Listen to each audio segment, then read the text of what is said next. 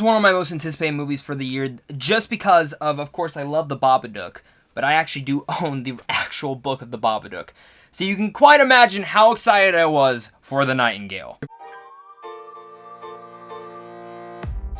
What's going on, everyone? Welcome to a brand new movie review. Today I'm going to be discussing Jennifer Kent's brand new film, The Nightingale. This is one of my most anticipated films of the year due to the fact that, again, I love The Babadook. It's one of my favorite movies ever made, and it really made me fall in love with the horror genre more than I ever thought I could. Due to the fact that before I had seen it, I kind of just felt like the horror genre was a weak, garbage genre that would just throw jump scares out in front of you, but never had a lot of substance to it, and The Babadook opened my eyes to a whole new genre.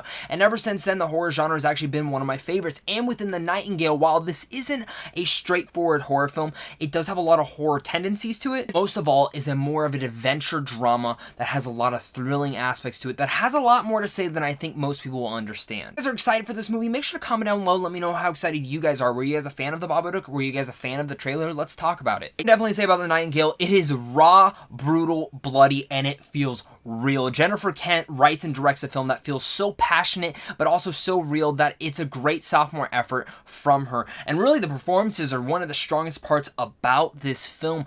They're all, again, the biggest way that you can describe this film is saying that word, real. It puts you into the scenario of these characters, makes you feel like you are truly there with everyone that's going on, and every single moment that happens in here, you feel very uncomfortable with a lot of the different moments that kind of set up this whole story. Speaking of the stories, this is set in 1825, where Claire, a young Irish convict woman, chases a British officer through the rugged wilderness, bent on revenge for a terrible act of violence that was committed against her. On the way there, she enlists the services of a tracker named Billy, who is also marked by trauma from his own violence-filled past. Definitely a movie that Jennifer Kent has a lot to say about it, especially back in this time period, where you can definitely tell that she's really going into how these British officers were treating many people within this country. And it's very harsh, but again, it goes into it in such a passionate way that it's not just remembering back to this history of how brutal it was, but it also goes to our society and how a lot of people treat women and how people treat others,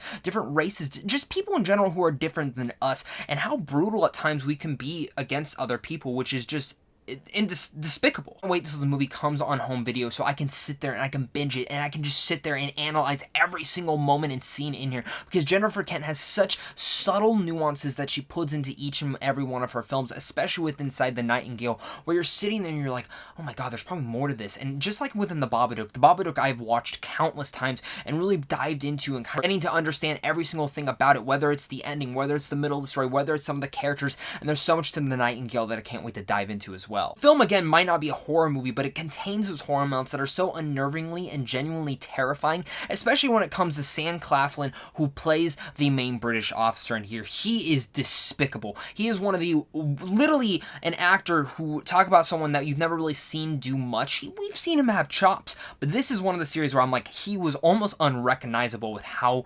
despicable and disgusting he was as this main character. Aisling Franciosa, who plays Claire in here, the main protagonist, she is wonderful. There comes a point in the story where you're kind of understanding her, and she's very, again, she's kind of subtle, she's just this quiet girl, but there comes a point where really her character arc just shifted. Very dramatically and jarring, but it made sense. And it kind of just, again, shows how the human mind and the human psyche kind of works in that manner. And she does wonders with this. You felt so much for her character, so many different emotional moments that she kind of dives into her character. And really, by the end of the story, I was so engaged with her emotionally, but also understanding her story. And again, feeling like I was with the journey. Lee Numbar, who plays Billy, is again one of the big standouts as well. Being really the only other character that interacts with Claire throughout the whole entire story, there's a lot more to him, and again, it takes Jennifer Kent's subtle nuances to really open these characters up to a wider audience and kind of really get you to understand what they're going through. It has a lot of strong things to say about Australia history and how certain people were treated. This film doesn't just take us into a deep dive into the society, but also into our our society today, like I was mentioning. Definitely this movie will not be for everyone. This is, again, a very brutal movie. When I say brutal, it is extremely graphic at times,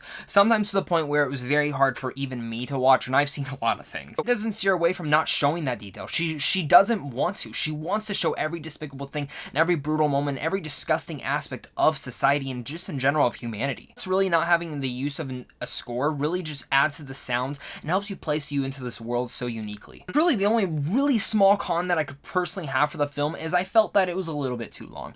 And there are a couple segments in here where I feel like you could have trimmed it up. A lot of it is just them walking, and a lot of it is just that in general. There's a lot of talking in between, but there is some moments where I was like, you could have cut that part out. You probably could have cut this out and made it more for a tightened aspect of the story. But again, it's hard for me to even go and say that's a con. I think some people will have a lot more issues than I will of that aspect, and some people won't like how much of a despicable and just disgusting stuff that Kent really shows and shoves on screen. But I appreciate when a film doesn't steer away from that aspect. Before I give you guys my final thoughts on this movie, make sure to slap that like and subscribe button where I give you guys tons of early movie reviews like this on a daily basis, and plus you guys can also go over to Sandwich on Films on how to see films early, and of course, big round of applause for all my Patreon supporters, because without them, I wouldn't be able to do this. Nightingale comes out very much soon, around August 30th. I felt so engrossed in every little second within this movie, and that I could not take my eyes off the screen. I can't wait to rewatch this one and see a deep dive into all the small elements that this film contains. Kent has an eye for all that detail, and within that, and even the Babadook, I cannot wait to see what she does next, and hopefully I don't have to wait as long to see her next directorial effort, because she is one of the best directors working today, and especially one of the best writers. She brings and gets some of the best performances in some of these films of the year, and especially within this year in general. The Nightingale is truly a movie that is hard to watch, but is one that I think many people should definitely see. It ends on one of the most beautiful last shots of the year as well. It's beautifully shot. It has a wonderful sound to it all, and it really is, while it's a hard film to watch, it is a brutal, realistic look on the human psyche. There is so much to the Nightingale to appreciate. So with all that said, I'm going to give the Nightingale an A. Know what your guys' thoughts are on the Nightingale. Do you guys like it? Do you hate it? Let's talk about it down below in the comments. I'm curious to hear your guys' thoughts on this one. Thank you guys again so much for watching this, and of course, until next time, stay classy.